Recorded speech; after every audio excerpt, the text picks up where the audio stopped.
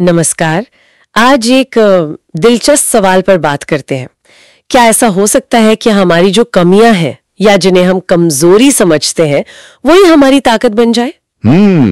ये तो काफी गहरा सवाल है। हाँ, और इसे समझने के लिए हम एक जानी पहचानी कहानी सुनेंगे। एक YouTube वीडियो में मिली थी हमें। कहानी है एक फूटे हुए घड़े की। अच्छा, फूटे घड़े की कहानी, हाँ सुनी है शायद। तो कहानी यूं है कि एक किसान था, उसके पास थे 2 घड़े। ठीक। वो रोज सुबह तालाब जाता और उन घड़ों में पानी भर के घर लाता था। रोज का काम था उसका। बिल्कुल।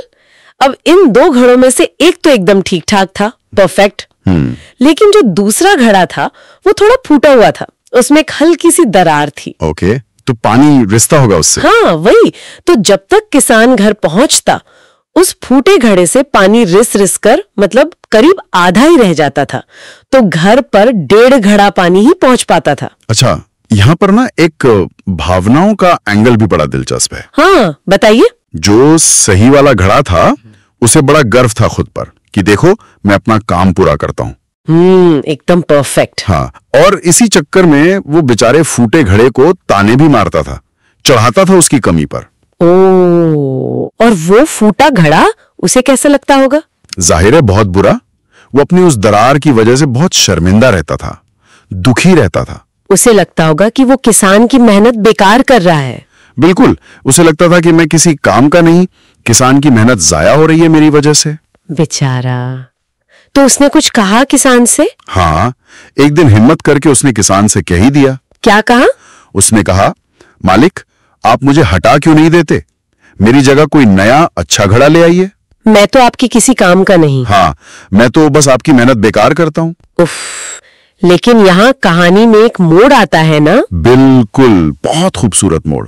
किसान ने क्या किया? डांटा उसे? नहीं, डांटा बिल्कुल नहीं। वो बस मुस्कुराया नरमी से और उसने फूटे घड़े से कहा, तुम दुखी मत हो। एक काम करना, उसने कहा, कल जब हम पानी लेके लौटे तो रास्ते के किनारे देखना। हाँ, रास्ते में जो फूल खिले हैं उन पर ध्यान देना। अच्छा। फूलों पर। हाँ।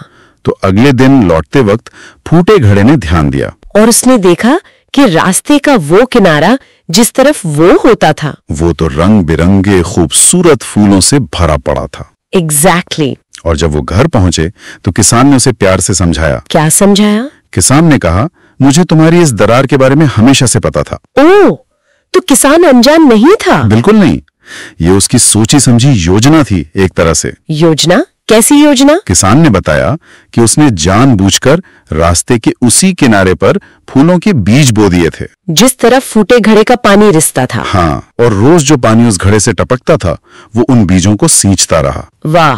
पहले पौधे निकले और फिर देखो कितने सुंदर फूल खिल गए। और ये फूल सिर्फ उसी तरफ थे। हाँ, किसान ने बताया कि ये फूल और ये हरियाली सिर्फ तुम्हारी वजह से है।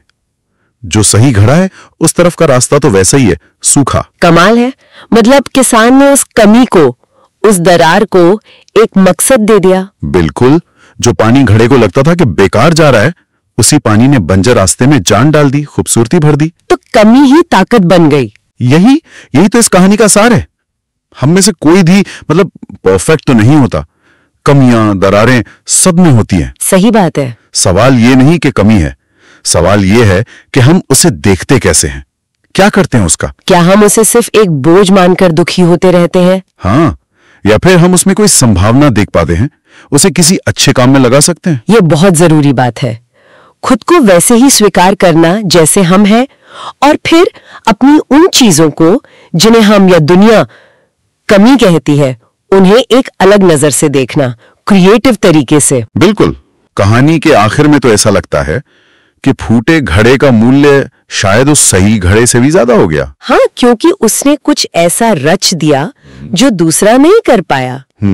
तो इस पूरी बातचीत से मुझे लगता है ये बात साफ होती है कि जिसे हम खामी समझ रहे होते हैं वो भी बहुत उपयोगी हो सकती है, मूल्यवान हो सकती है। जरूरत है बस सही नजरिए की और शायद सही दिशा देने की। खुद को स्वीकार करना, अपनी यूनिकनेस को समझना, ये बहुत जरूरी है। हाँ, चाहे वो दुनिया की नजरों में परफेक्ट ना भी लगे। बिल्कुल। और जाते जाते एक सवाल शायद श्रोताओं के लिए भी छोड़ सकते हैं सोचने को। हाँ जरूर। कि हमारे अपने जीवन में, हमारी शख्सियत में ऐसी कौन सी दरारें हैं जिन्हें हम शायद कमी समझते हों, पर अगर हम उन्हें पहचाने और थोड़ा किसान की तरह सोचें, तो क्या पता वो भी किसी अनजानी खूबसूरती या किसी नई सफलता का रास्ता खोल दें। बिल्कुल, जैसे उस रास्ते पर फूल खिल गए थे।